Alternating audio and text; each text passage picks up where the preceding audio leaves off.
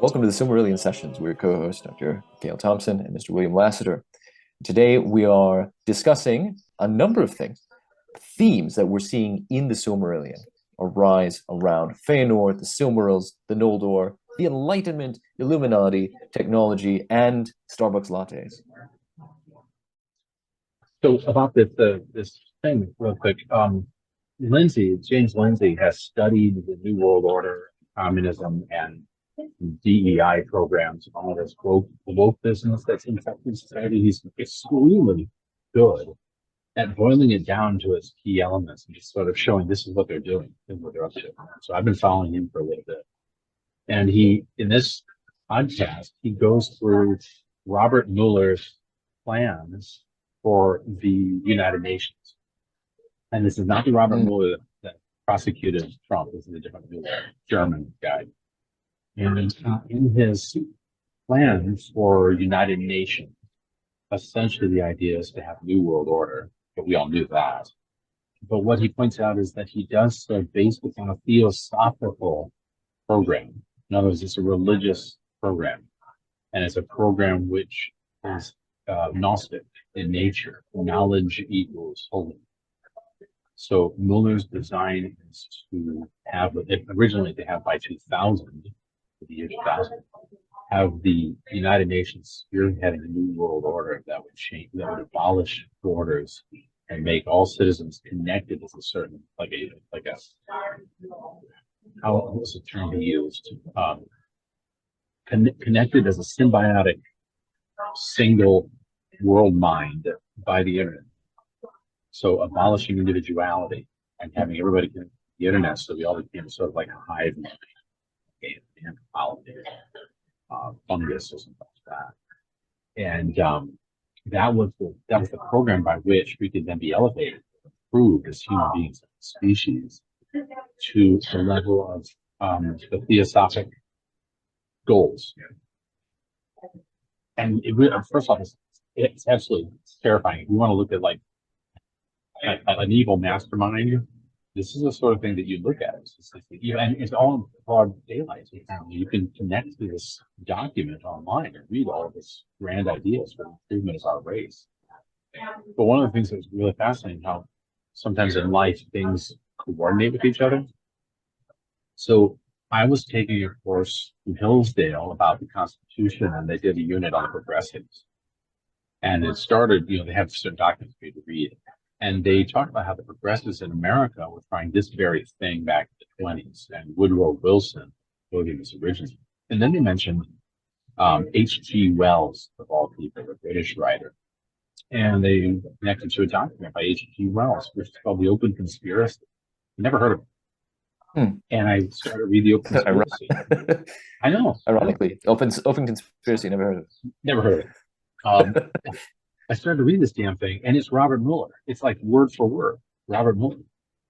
Well, word for word, but you know what I mean. Wells's idea, is that our race has advanced so far in the last 50 years, by 1920, has advanced so far in the last 50 years, that our advancement will continue until we are a global species, and that we need to improve through knowledge the human race, and anybody who is opposed to that, stuck in old beliefs, has to be basically pushed out of the way, which, as we all know, means eradicated or snubbed. And Wells also proposes that there are two reasons for this: one's a positive, one's a negative. The positive is that it will improve human living and the conditions of living and the comfort level and the economic level and all this. And the other reason is a negative, in that we're going to be invaded by alien species, and we have to be prepared for them. So in the 1920s, this is why he wrote War of the Worlds. The War of the Worlds is not just fiction as it is a warning. It's a prophetic warning against what's going to happen inevitably. Test case. Yeah. Exactly, a test case, right. And one of the things that Wells suggests in saying that the truculent, the religious sense of the individual and sense of the soul, people that still believe in those old ways have to be converted or pushed out of the way. And one of the things that Mueller points out in the 2000, which now is 2030, I think they pushed the 2030 document, Mulder says the way we're to push that out of the way is by basically collapsing the economies across the world, causing massive poverty and starvation to wipe out the old guard, and then replace humanity with people that believe as we. I mean, that's essentially Whoa. how they reconfigured the face of Europe in 1848. Tell me more. Um, so leading up to so the revolutions of 1848, which aren't taught about in the United States, but are still common enough knowledge here, is so the post-Napoleon world. So reconfigure Europe, all of that kind of stuff. But we have to get rid of the old aristocracy, because even though you have a Napoleonic aristocracy that's been installed in various places, you still have the real nobility around across much of Europe. And even willing to get rid of the new Napoleon nobility because they can flip, just like the Bolsheviks became the strong capitalists after Yeltsin was knocked out, right?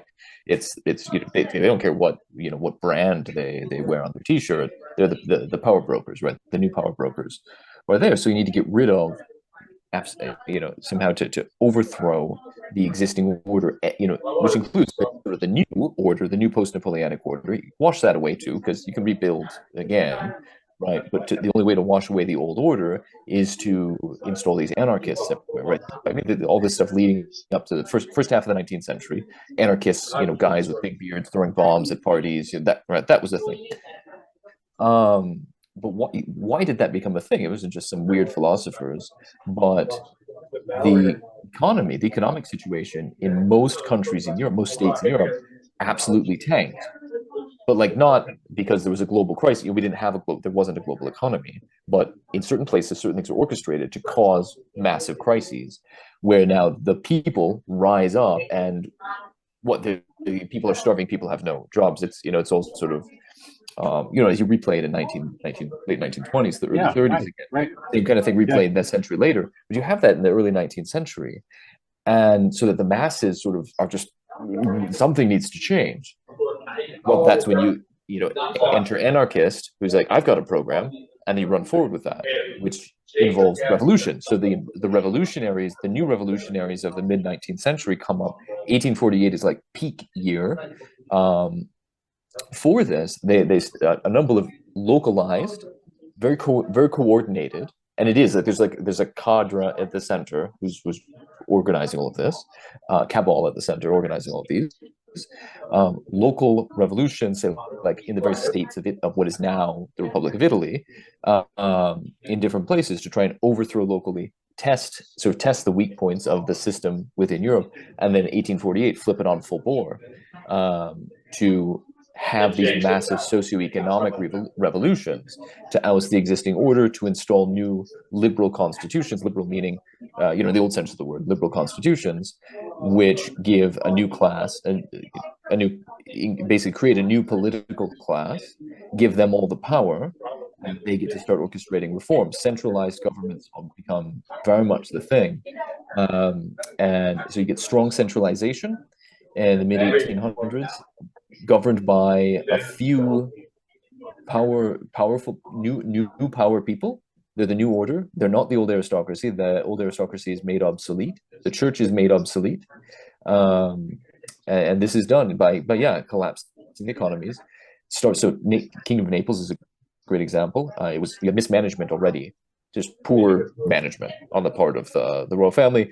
One royal family gets switched out for another, and that doesn't go well, right? Change of CEO kind of situation.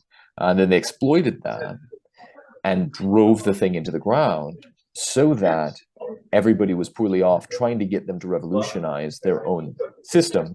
That didn't really take off, because guess what? All the peasants, disgruntled as they were, still were faithful Catholics. And so they followed. So a cardinal steps in and says, I'm going to lead a peasant army against the bad guys. And he does.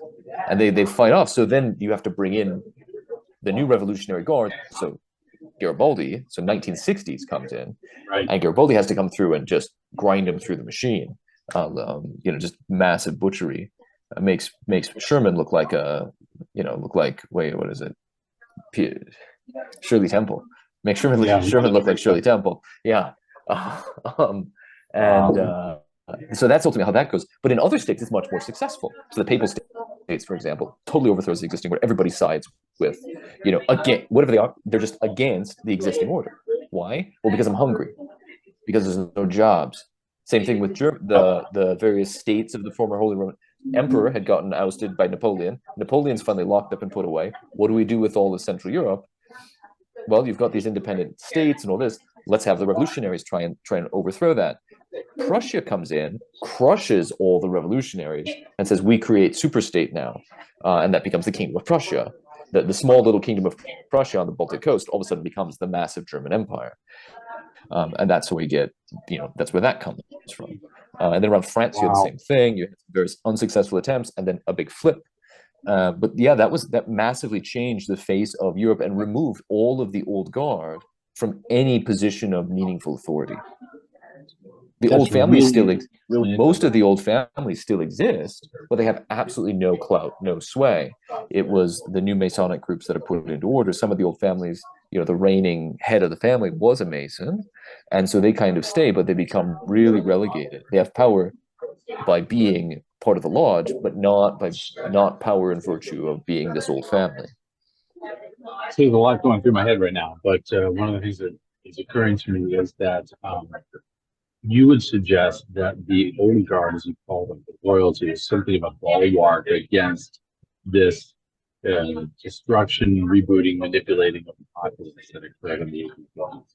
Mm-hmm. Yes. Okay. And I don't want to go full conspiracy here because I want to avoid that as much as possible. But if, for instance, you founded a nation that proclaimed to be democratic and used the will of the people as its modus forming a government, wouldn't that populace then be more susceptible to manipulation through orchestrated economic crashes and starvation? And therefore, they would be more pliable to doing the will of whoever was controlling this thing than would an aristocracy that wanted to maintain its position, but also wanted to remain faithful to the traditional views of mankind, the church. Mm-hmm. Would that sound right? Yeah, essentially right, especially because in most of the old order state polities, they were highly decentralized. Decentralized to some degree or another in a highly centralized state. So when you have a healthy aristocracy, they hold the power away from the capital. If it's all concentrated to one place, like Louis XVI, well, 14th really pulled in. 16th was just a poor sucker. It was already dropping when he got stepped in. But Louis XIV centralized everything, pulled the power away from the squirery, right, and brought it all into the capital by literally bringing most of the aristocrats in, making them economically dependent upon his household income, etc. But in other places, wide distribution with people who have, as Nassim Taleb would say, skin in the game, right? They've got skin in the game in terms of local outcomes. They're like, the Master of Bond or the Thane of the Tour, right? They've got an interest in stake in the local well-being. Yeah. That's a work against this kind of what's the word in Polish? The flood, but it's inundation, deluvio, right? The deluge. That's the word. That's the bulwark against this kind of deluge. But yeah, if you have where the will of the people is the voice of God, great. We can orchestrate the will of. How do you orchestrate the voice of the people? Through mass media. Well, yes, exactly, mass media. Yeah. And I could say we see a real-time example of this in the Soviet takeover of Russia in the 1918 revolution and onwards, which is easy to analyze from American shores because we don't have to look at ourselves, So, but if we look at it, we see the media being used, printing at the time and radio, and we see the power being put into the hands of the people, which is actually more of a shadow government that manipulates these huge bulks of people that are starving and are put upon because of the war. And then you have the centralization of government because the various different politburos or the local governments had to report to the Soviets, and the Soviets had to report to the Central Soviet. they're in Moscow, and they spent most of their time in the Central Soviet, much like the Dukes of Lords spent time in Versailles, as you were suggesting. And because they created a power structure that was always looking over the shoulder, people were terrified to do otherwise. You really had something that was controlled by a small cadre of people within the Central Soviet, and took power away from the local dakas that were ruled, if you will, by these farmer peasants that had gained all this wealth and money. And that's why there was such a pogrom to destroy the farmer peasants in Russia, right? Exactly. Yep. Which, again, you want to draw a parallel. The local businesses in America that don't control, but certainly manage the flow of goods and flow of money, strip them of their powers, strip them of their economic status. It's impossible for them to do business independently from, I don't know, Stripe, whatever, swiping machine thing. If you enforce everybody has to go on card, which means all your cards have to be processed by these three, card processors, which are all owned by the same meta corporation. It's impossible for you to do business, and especially if I impose regulations. You've got somebody in the state imposing regulations on making your business. You cannot do anything essentially without our allowing it.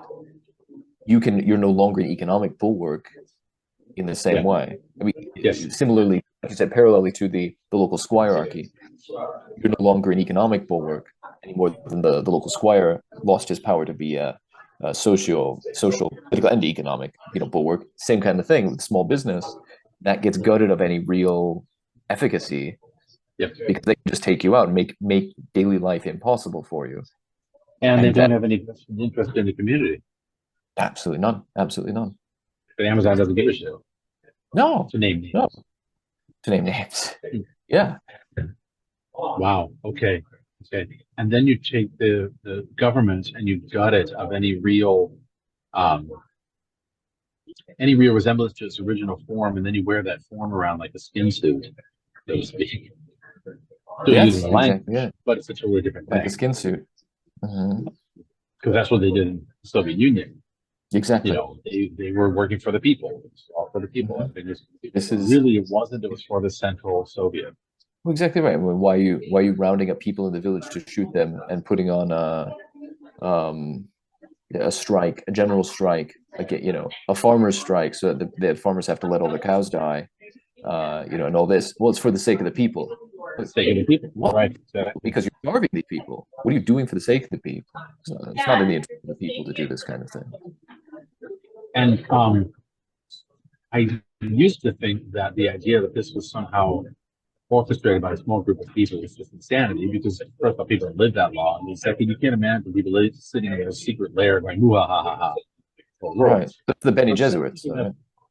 Well, yeah, I know, right? But and look how people have come on to camera to say "Ooh, ha ha ha ha." I'm going to control the world in our recent years. First of all, and second of all, as George Carlin points out, they don't have to have a central lair. They have to be educated in the same way and think the same things. And the thing that they all think is this philosophic New World Order thing. Exactly, because that's the thing we miss, I think, talking about conspiracies, is we assume that it means there's got to be a secret cabal of like 17 to 25 guys with, business suits in a dark lair. Now, that exists in places we know historically from time to time. And that's not always a bad thing. That's just a sinister take on the governing cabinet, or the central ministers, the Privy Council. That's how human societies have governed themselves in some way or another. They're either good or bad, but that kind of thing, sure, that exists. You can call it a conspiracy, or you can just call it the Privy Council. You can call it the government or whatever. It's really the same thing. But we tend to think that somehow there's going to be a shadow government of these people, all ultra coordinated and living, like you said, living for hundreds of years. We miss the fact that there's, if you want to call it a spiritual reality, like the New Agers or traditional people would call it, there's some sort of spirit that is moving this, governing this. But a spirit, this is even the word, you say the zeitgeist, right? What does it mean? The spirit of the times, right? The ghost that's moving us. If you've got a ghost in the machine, and it's not just a machine that requires a really long-lived mechanic making the thing move forward, but there really is a ghost in the machine, some other central intelligence governing it. And we don't need to think terribly spiritual about it, but it's because you can even just say that's a metaphor. But ideas, right? Ideas have power. How? Because they animate people into action. If an idea is passed on from one generation to the next, like you said, educated in the same kind of way, sharing the same values and ideals, and they just follow the playbook, and the playbook kind of writes itself as it goes along. It's sort of an actual AI. And one of the first things you have to get people to agree to in order to agree to all that other bullshit, you have to get them to agree to the idea that human beings is not a machine, among many of them. That there is no spiritual realm, or there's no conscious realm, if you will, whatever you want to call it. It's a purely mechanical thing. But that's how the Theosophists even think, strangely enough. I used to be very enamored of theosophical ideas and used to think that theosophy was just another form of the same spirituality as Christianity. I've since come to believe that's not true at all. But Theosophists' name of spirituality is not beings of another world. They're talking about a mechanical vision of the world, like machinery of the human person. How does the human machine actually operate? Well, one of the non-removable elements of the human machine is that it does perceive things and it does believe in certain things. It thinks it has consciousness. But if you can get it to think that it doesn't have consciousness, if you get it to think that it's only a machine, then you can start rebooting the memory and putting into it all sorts of new ideas. And the best way to get it to think that it's a machine is to get it to agree to the idea that there is no sexuality in human beings. There's no male and female. Trans rights are human rights. Which explains entirely this push that's occurred. And I never thought about this before today. It explains entirely the huge push, not just by wacko lefties, but by all these different companies to get people to agree to whatever this is. I remember just one last thing. I remember somebody from the Soviet Union saying that during the time of the Soviet Union, they would say things and do things even though they knew they weren't true. Because it got too exhausting to say otherwise. And after a while, because they were doing this so often, they might as well have been true. Because who gives a shit? I hear the same thing now that you usually do that too.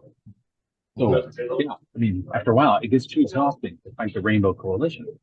And so you just give inputs and humans and machines. I got it. We're on the we need certain watering and sunlight, just like any other machine plant or whatever. And when you do that, then yeah, sure, I'll accept it. I'll read whatever. I'll go and pull whatever statue down you want me to pull down, or do whatever it is you want me to do.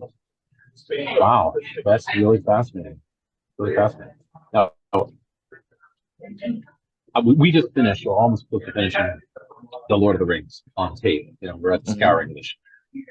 And it occurred to me when listening to that whole scene of the throwing the ring into the fire, the struggle of Gollum. I came up with the idea a couple of years ago that Tolkien was writing against the Illuminati. I think his work was against the Illuminati. I now think I modified it a little bit, having listened to that passage. I think Tolkien was actually one of the few authors that saw the same crisis and that he was writing against it.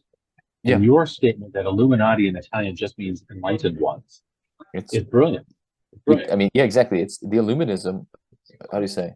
That's literally the word for the Enlightenment as that period in history, right? That's just it's open. It's more of an open conspiracy. Like it's an open conspiracy. Yeah, obviously. Yeah. Wow. And so if you had H.G. Wells sitting there writing this schlock in the 20s and then republished in 1940 by them, right before some sort of event occurred in Europe. Something was happening. And then after that, yeah, no. But anyway, and then writing also War of the Worlds there in the 1930s and other things. He would have been one of these prominent fiction writers who was influencing people through fiction. And you see objections to him in people like Chesterton and Belloc, and no doubt in people like Tolkien as well. Absolutely. Now, I'm not saying that Lord of the Rings or the Silmarillion and Hobbit are allegories directly contesting or directly written to contradict this theory, because I know he was against that. I don't like to read literature like that purely. But what I think one has to take into account is that these works were deeply motivated. That his thinking was on this whole world, but it couldn't have been. But he was also thinking through, what do I object to in the Eye of Sauron? What do I object to in this new world order that's going to cover the whole world? Because the difference between somebody like Tolkien, and the sound quality is way better right now. So I think this is a great, this is usable stuff. Minus this little, self-reflective commentary. You're right. Is that Tolkien? The difference between Tolkien and, help me out, Well, or other Wells? No, right? Is that the name? Well, Animal Farm. Oh, Orwell. Oh, right, Orwell. Like Orson Welles, that was the actor. Anyway, but Orwell, say Animal Farm, allegory. Hey, this is what happens here. The pigs are this people, the farmers this people, the cow and the horse are this people, right?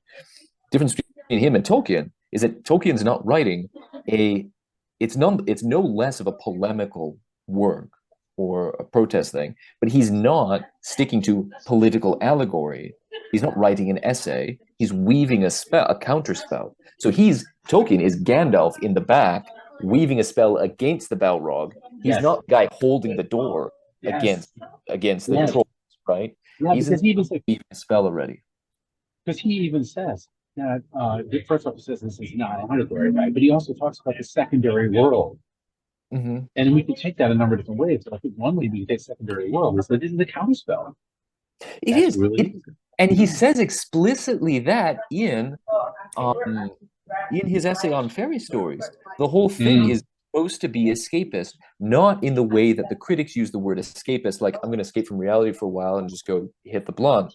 It's escapist in that it's literally a path. It's a story that shows you how to escape from the machine, how to escape from what is happening to you right now. Yep. And he doesn't get, I mean, he gets his most explicit with it in the Akalabeth, right? Where literally a technocratic society arises and all but a few have gone over and drank the Kool-Aid, and you just get on the ship and you wait for the waves to come. You sail. But yeah, you're talking Numenor, for those who don't know what the Akalabeth is, one uses. The Numenorians who get inundated by that tremendous, what we would call a natural catastrophe, but was really Iluvatar raising the ocean against them at a cleansing spell. Again, synapses, right? We just finished watching a series from HBO called Chernobyl. I don't know if you've seen it, but you certainly know of the event. Like, who the hell done it? And all that. Yeah, it's a phenomenal series. I highly recommend it. It's bone chilling in its horror. It's like they don't make it horror like ghosts and goblins and that kind of thing. It's horror in the horror of human incompetence and hubris. Like, how bad can this? We say, okay, never attribute to malice, but can be attributed to incompetence and stupidity, right? But incompetence and stupidity ends up really badly. Like, yeah, absolutely. Absolutely. So, look at every fake dam that we ever built, Oh my gosh, I know. And there's a lot of stuff you can say, yeah, that's good. That's for the benefit of people. But that other thing, that's not at all. And if you don't have I think, healthy caution about the limits of human ingenuity, I think you run the risk of creating a nuclear bomb to go off, right? Yeah. But at the same time, this is interesting to me. At the same time, Chernobyl was in some ways a Numenorian inundation. It's attributed for destroying the Soviet Union. That's what Gorbachev said. That was the event that brought down the Soviet Union. So if we're looking at this, machine of the New World Order thing that Tolkien is writing against, I don't know. It's kind of scary to say. What is the inundation that's going to occur? Well, how will Iluvatar actually come out of nowhere and fix this? It can't be fixed by humans. We are 7,000 versus millions. And I think that's the key thing is that, I think a lot of people hear that and say, oh yeah, fix, and they think fix the machine. We mean fix the situation by breaking the machine, right? Yeah, Chernobyl broke the machine. It didn't, like, it was how do you say, it's the loose gear that went firing off. It wasn't, we finally fixed the Soviet machine and made a better Soviet empire. No, the thing started to collapse because one of the main beams fell down. Soviet. Fix the situation by breaking down the machine. You get, and that's what that's the question is, what's what's going to happen to begin to make the machine crumble today. And that's and I think that's given recent events and all that, I think it's imminent, right? And we do well to be aware of that. That's the thing. That's reality, right? That's coming attraction. And as Christians, we don't end up fearing it as much as seeing that this is the hand of God. But I think a certain level of preparation or just realization that this is going to happen is probably beneficial. And I think that's like in the parts of the gospel where Christ warns the people, like, hey, the destruction of Jerusalem is coming. Like the Romans are going to just, Christians who, a lot of the Christians got out because they, amongst various things of following Jesus's teachings, they also got wind that things are going to go south pretty quickly, and so they left already. Or when they recognize certain signs, they get the hell out of Dodge. Because that's what their rabbi told them was going to happen, and so they did it, and then it gets destroyed. Similarly, Noah and the flood. Hey, I'm going to send a flood. You guys should probably build an ark and get in it real quick, like. And so you do. So it does well to know. You do well to know, I don't know, like various things might be happening. It's time to not be in certain places or be doing certain things. It's not the time to do that. There was a very interesting movie by Darren Aronofsky called Noah, which got a lot of heat from traditionalist Christians. I thought it was a phenomenally good movie. I don't know if you saw it, but in it he depicts the civilization Noah's living in, which is a degenerate, violent situation. And Noah, of course, builds the ark, and then he has this mania because he has interpreted the word of God as being all humans have to be eradicated, every single one, and no new humans can be brought on earth. So after the flood proceeds, Noah intends to kill himself and have his sons kill themselves, and then basically have no more males. So anyway, the movie showed, on the one hand, this earworm, this mania that gets into human beings, I think, that convinces them that somehow they are not in the image and likeness of God, that what their job is to basically eradicate themselves. But it also depicts this culture beforehand that becomes violent and caustic, And I think that's the only objection I have to the movie is that I could see a society which is so efficient and so hell bent on its own perfection that it no longer regards human life as being valuable. Something that all efficiency is material efficiency, all progress, all advancement, it's all scientific. And the only thing that stands in the way of that is human beings. And so they have to eradicate humans in order to have this advancement. Because that's the earworm that gets into Noah later on. Right. And I see one of the huge issues that I always have with the Western world has been this very thing. Not that we fall into violence and degeneracy and homelessness and drug abuse. We do have that. But that we fall into a sense that all that is just collateral damage. It just happens so that we can have, a latte. The luxuries that we enjoy are part of our birthright as human beings. And that if that means a couple abortions here or there, that's okay. Or wipe an African nation off the map just because silicon chips. It's that kind of attitude. Or keep a populace of one race, keep them completely impoverished in America by a series of psyops and violent activity. That kind of thing. Because it's collateral damage. To me, it's absolutely nauseating, but it's much more like Mordor, I think, than Peter Jackson's version. Chaos and decay. Right. I want to go back. I was going to say, we'll go back to there's one thing I wanted to mention about human stupidity and hubris, and the interventionism, right? That we can think we're doing good, positive progress, do this, and you could be Bill Gates in Africa, doing whatever he does, sterilizing people for the sake of progress or whatever, because you're helping these people, whatever it is. Right? I'm exaggerating only slightly, because it's much more detailed and complex than that. But the never-ending story is actually very, very much a cautionary tale of the hubris of an individual.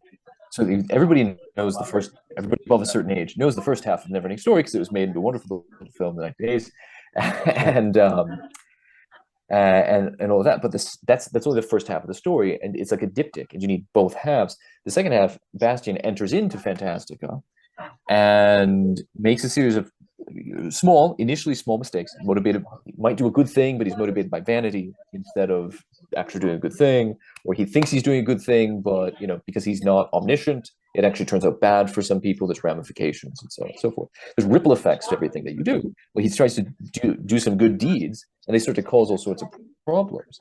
And eventually, he moves progressively because he's basically he's vested with omnipotence, effectively, and he tries to do good things. But then there's ripple effects of the things that he does, but he moves progressively from being mistaken to being motivated by vanity to being motivated by selfishness, and to just actually then becoming violent and malicious and self-focused, and he starts lashing out. He lashes out then at who's actually his counterpart. He moves from being the main protagonist to being the shadow self. Wow.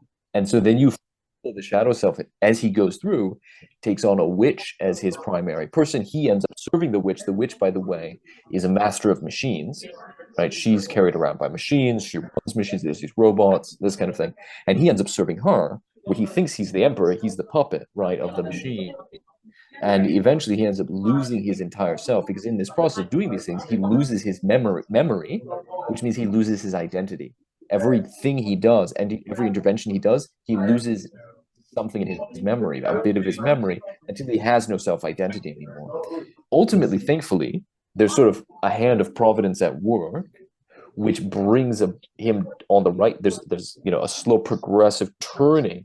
He still has to lose all of himself at this point now in order to be saved, but he could have very well ended up in this bad place where he becomes basically just a hollow, selfless, like in the sense of not having a self, just a hollow shell of like a monkey body, with no sense of self, no purpose, no drive, just running around doing random things, literally random and chaotic with no meaning. But something pulls him. He's sort of saved, guided by a divine hand, on more of what becomes a path of asceticism, of shedding his self entirely, so that he can find his true self and be transformed again at the very end. But it's very, very much a cautionary tale about like the limits of human capacity. And maybe you shouldn't touch that thing. Don't go near the red button. You don't know what it's going to do. Don't pull an Alice and just eat this half on this side, right. Yeah, don't go near the Palantir. Right. There's one thing you should do, and that is cultivate interior asceticism. And I think that's the risk when faced with collapse, is trying to intervene to hold up the machine. Oh, I can quick save this. I can do a thing over here. Oh, yeah. And then Try and jump in and save things when, man, that could end really bad, Yeah, and that goes back to the Old Testament, doesn't it? With putting your hand out to the Ark of the Covenant, so to speak. Right. When you get fried by it. Now, I don't know the story because of never ending high voltage wire. Just don't do it. Yeah, right. I don't know the story that well. What is the event that changes the protagonist from being this hollow shell to beginning to form a life of asceticism? What is the event? Is there one? There's not an event so much as there's a moment where he arrives at the city of the lost emperors. Usually how it's because the book's originally written in German, and trying to translate German things into English is always wild cards. In the version I have, it's called The City of the Lost Emperors. And it turns out a lot of other people have made this journey previously as well. They've entered from our world into the world of Fantastica, et cetera, et cetera. And so this is this town, which is run by a monk. There's a monkey with a mortarboard, a talking monkey with a four-corner mortarboard hat, and he's overseeing. He's the what do you call the commissar of all these inmates in this what effectively amounts to a residence, right? This town of human beings that are just doing absolutely meaningless things. They're like got Scrabble board, like Scrabble pieces, flipping things, trying to make letters, but they won't even stick through doing a thing.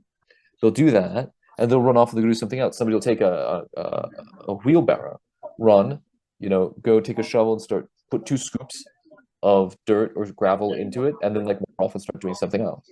Like there's so no. It's like, what does it look like to have absolutely no purpose or meaning? Right. You just move thing to thing. No tell us for anything that you do. And the monkey explains some things to him. The monkey's all of a sudden like the man of the sea, like wraps his legs around Bastian's neck, is sitting there. Oh, so look at this. These are these people here, and he's kind of introducing him because you're the new inmate, right? You come here to stay. I know you still have a sense of self, and you feel like you want to go somewhere, but it's just a matter of time, and you'll lose that too. And you'll be just like the rest of them. It's okay. And he goes and explains it. Oh, very nice, well done, kids. Keep throwing dice here eventually, and because randomly, if you just do this a number of times, you'll end up with a beautiful piece of poetry. And he explains the philosophy of human beings are just machines. You're just random number generators. Right. Exactly. Yeah. And it's just this blink. It's like the authorial wink right there. Yeah.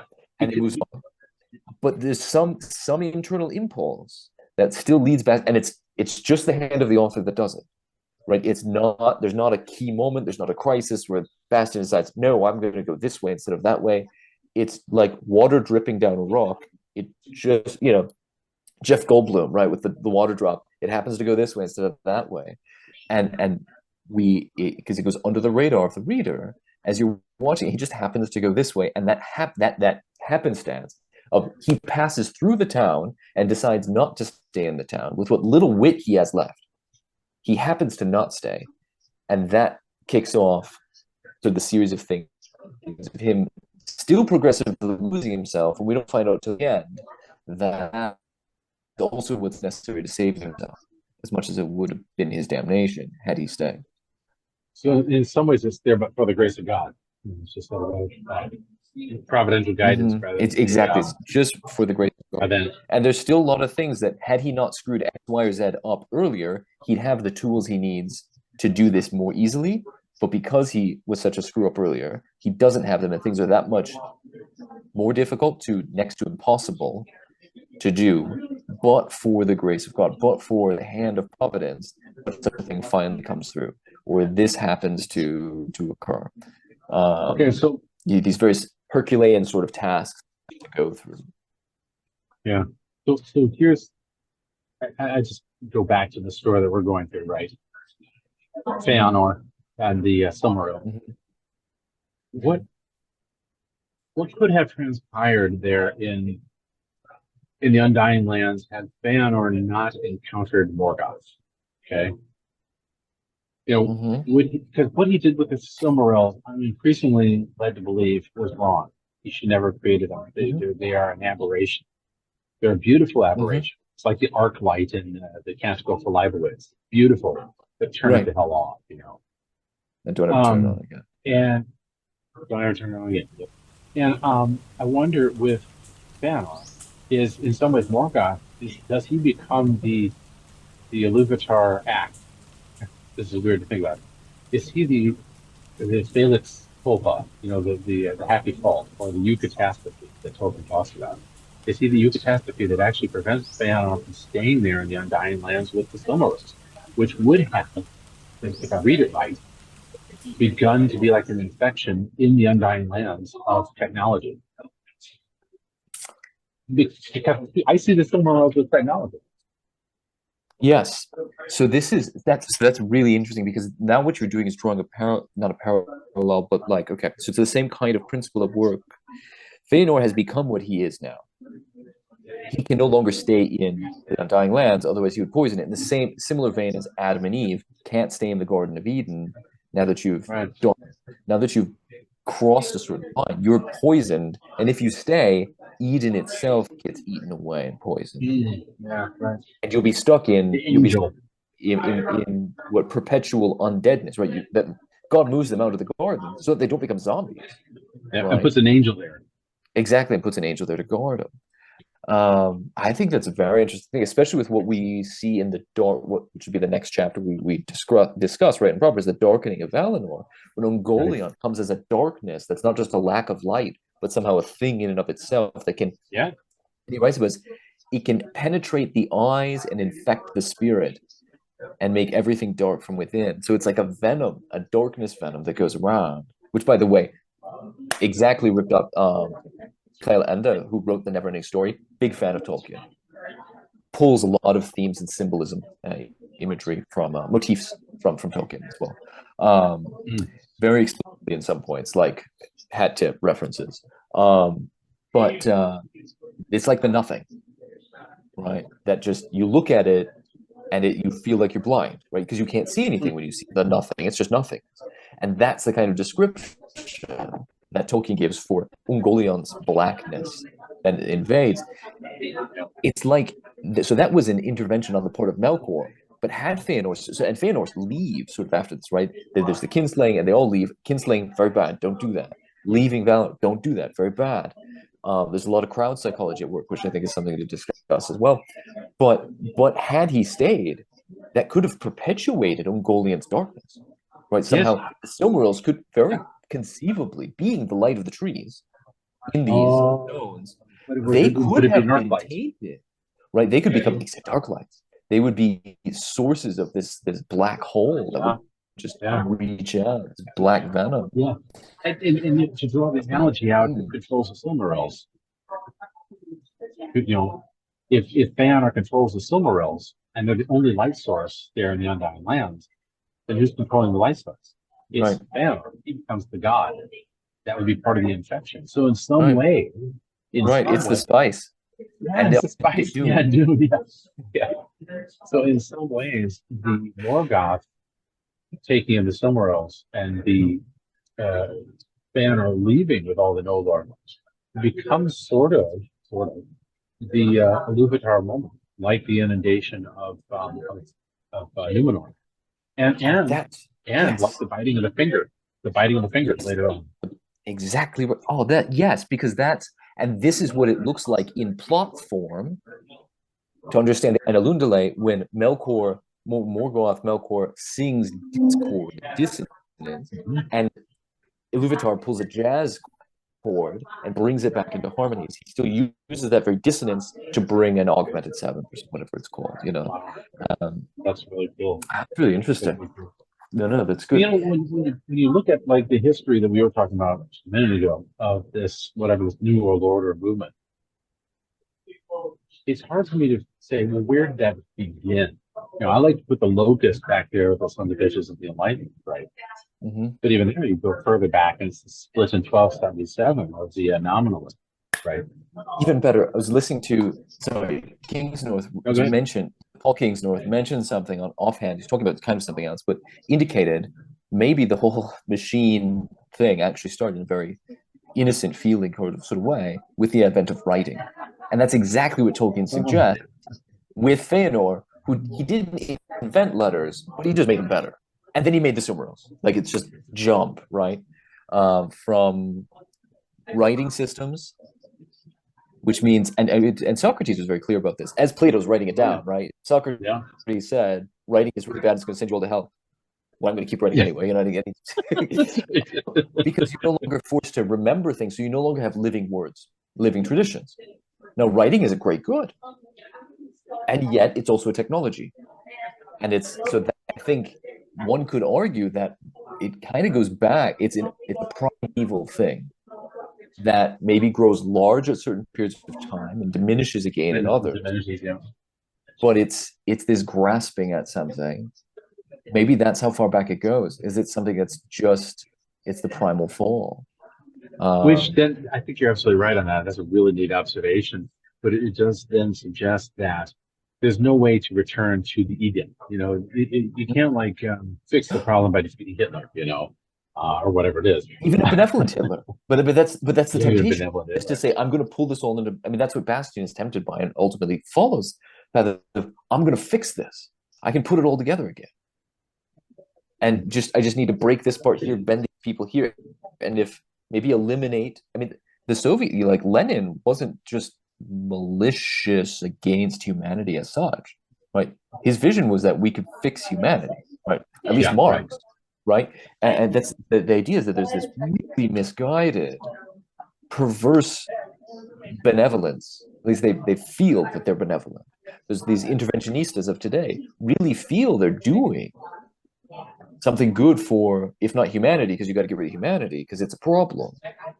Something good for the universe. I mean, you look at Bill Gates. This myth is that we're moving history forward.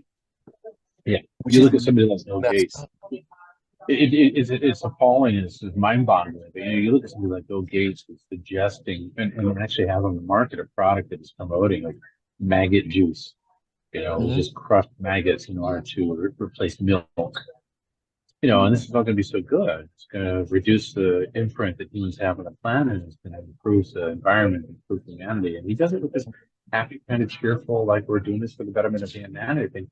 And anybody with half the mind's like, you're insane. You're obviously insane. Yes, which is what they should have said to Feanor. But instead it was like, I mean, I guess we're all part of it now. Stones. And they all go. Yeah.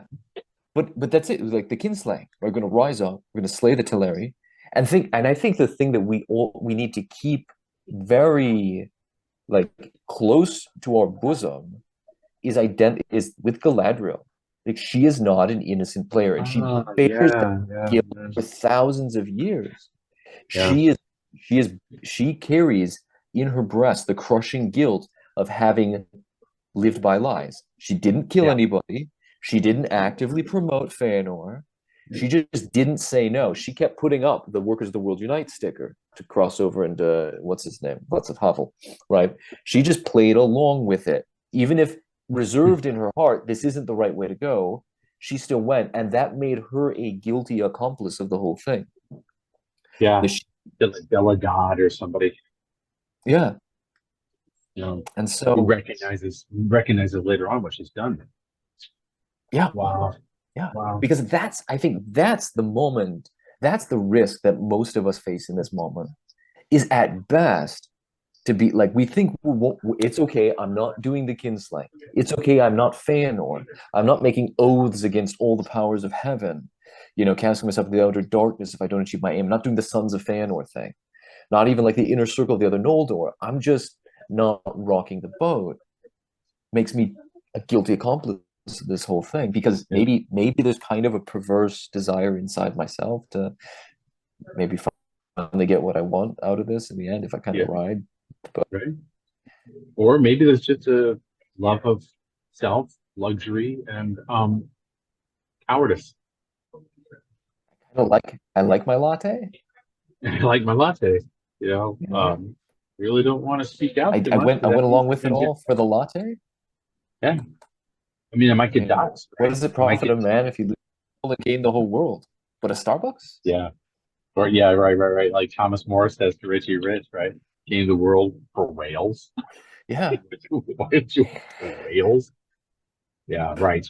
And that's why I think Tolkien, on the one hand, is, I don't want to say he's close to scripture, but he's very close to that sort of scriptural power and counter spell thing that you talked about. Because he's writing it's a spiritual work alongside many others that aren't canonical scripture as like the word of God, but still important, powerful counter spells. Yeah, absolutely. Right.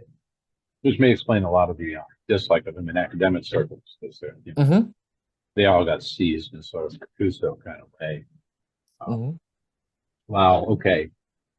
That's a hell of a conversation. I'm gonna have to chew on a lot of this stuff. I am becoming, as I said, increasingly convinced that the Silmarils were a bad idea, and that Feanor is not the hero of this at all. He's really much more like the cautionary figure. Right. Very much. But I'm also beginning to throw the idea of blame in the work. Frodo at the end, after the ring has been thrown into the fire and he's lost his finger, he says, "I never want to carry a sword again." And I don't want to blame anybody, basically. I don't want to cause any harm. Right. I wonder if Tolkien wasn't also mulling over that idea. Like, where do you place the blame? I don't know if that's the right route anymore, to place the blame. Yeah. When you look at somebody like Joe Biden slobbering and farting on stage, you can't say, well, there's this evil dictator. The guy's in some ways as much of a pawn as anybody else. Yeah, he's Um, like what was Frodo's cousin, the pimp, what Sackville was Axel Baggins, Baggins is? right? He is like that. Yeah, I love The, that. the chief is like, well, Gosh, everything gosh. was And done in in his the name, best but of all he's just a possible. pity. He's smothered in the end by and presumably Yes. eaten Yep. by Grima. Yep. My grandma. Aina. Just a Um. pathetic Yeah, that was not Lobelia. That was the wife. It was Lobelia's son, Lotho, yeah, Lotho Sackville Baggins, Lotho Factory Baggins. Yeah, yeah, right. Lotho Pimple, Getting smothered and eaten. yeah. Oh, yes. But yes, it's like you're looking at people that are themselves caught up in this mania or this earworm or this Hmm. demonic thing. Hmm. And in the best of all possible worlds, even somebody like Klaus Schwab would eventually come Hmm. around and say, "Well, this was a big mistake. I'm very sorry. Let's stop this," and he would become like a hermit somewhere, Hmm. translating ancient work. Things like that have happened, right? Yes, Actually, they have. And the Betrothed by Manzoni is a oh, great. I've heard of this word. There's that terrible mastermind criminal. All of a sudden, he gets tired of that life and has a massive conversion Mm, and becomes yeah. a benefactor in that case, rather than becoming a hermit. But if it were written by, say, Eastern or Orthodox rather than by a 19th century Italian, he probably would have gone off and become a hermit in the wilderness. Yeah, right, If right. it had been Dostoevsky instead, Wow. that's how that would have gone. But no, I mean, I think I think you're absolutely on the right track with that. It's looking for the blame or looking for, okay, well, where did we go wrong? So that somehow we can go back to that point and then not go wrong again. Is Fix the that's where machine. I think there's even that mention in the Council of Elrond, where they say, Bilbo's like, all right, I'll go. Bilbo started this whole affair. Bilbo might as well end it. And Gandalf turns to him like, noble hobbit, but no, none of us. This is too big. None of us can claim to have started the affair, right? It's just there. And in fact, in some ways, that's H.G. time machine, right? The protagonist begins by trying to go back to a time before to change the course of Mm-hmm. events, and that doesn't work, right? That's why he invents the time machine in the first place. Yeah. You can't. It doesn't necessarily serve to go back to try and do things. But the question is, what are we going to do with the time that's given us, right? Which is what Gandalf ultimately talks to Yes. Frodo about. Well, Right. and that is, well, I'm going to carry the ring to Mordor and get rid of it. Except turns out he can't even do that. He's got a, it's, but when he comes back, it's like, let's not do the blame. Let's just try and put things in order.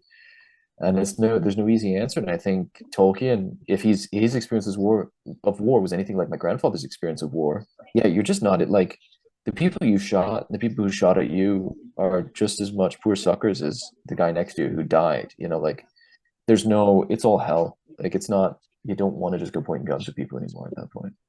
I remember when the cleansing of the Shire, they end up having to kill some hobbits, and I think Frodo's terribly distraught by that. And he says the Yeah, Shire is never going to absolutely. be the same.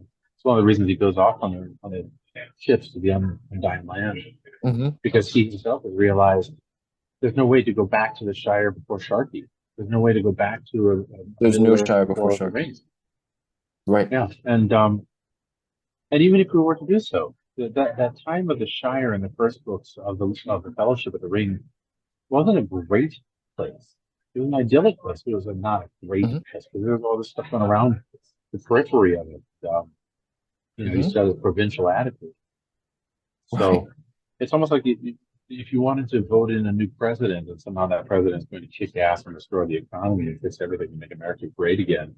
No, it's not the way it works. You can't. There's no way to do that. There's no way to go back to an idyllic America or an idyllic Italy or an idyllic Germany. Moroni's No. attempts to return Italy to its original status is, you know, well-meaning, but I think ultimately doomed even. And then, of Hmm. course, then those who are on board with the returning America or Italy to its greatness would say, okay, well, then what do you propose? What do you propose? Um, yeah, certainly what you suggested, which is to set your own life in order and try and do good with the time that you're given. Certainly.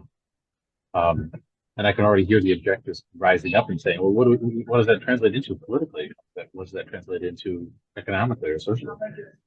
I don't know if I have an answer to that. I don't think it does. I mean, I think it means flee the world. take up your cross and work out your salvation in fear and trembling. I mean, I think Yeah, it looks a you're lot right. more hermit in the wilderness. Yeah. Some people literally, Yep. right? Others, you try and do your best Lancelot in Mallory's version anyway, and you know, repent as best you can, take up a semi-eremitical life, finally sail off on the sweet to the sweet shores Yeah. one time. Because he can't ever take back the fact that it was the cause of the destruction of Camelot. I think it brings up one other thing that is incumbent upon everybody who is, I don't know, against the machine, is to cultivate those things that are not the machine. And I don't just mean art and song and that sort of thing. I mean humans. To help the humans, the people that are put in your path as best you can. Help them to not be slaves. Help them to grow up in wisdom and love. Help them to see that there's actually something beautiful worth fighting for. And then I'll leave that in the hands of God. That's not to abandon the right road, right? What is something that Aragorn says about that? Right? Abandon the right road when need arises. Is to be faithless, and that's why I think that's when he's going to go and choose between Frodo and Sam versus Pippin and Merry, and he says, you know, break faith with those that are needy. Right, because he's like, everything I've done today has gone terribly awry. What do I do when there's no right choice? These guys are dying, or these guys will die. Well, I can't help them. These guys are in need. That's just it. It's Merry and Pippin are the ones that are put in his path. That he has at least the smallest modicum of possibility of helping. Then, if they're still alive, then we owe it to them to run after them. We may not be able to destroy the machine, but we can at least help prevent those people that we love from getting eaten by orcs. Yeah, exactly right. Even their legs. Yeah. Well, that's a good note to end on. Yeah. Okay. Well, Dr. Thompson, thank you very much. Farewell wherever you fare to Ares meet you to journey's end.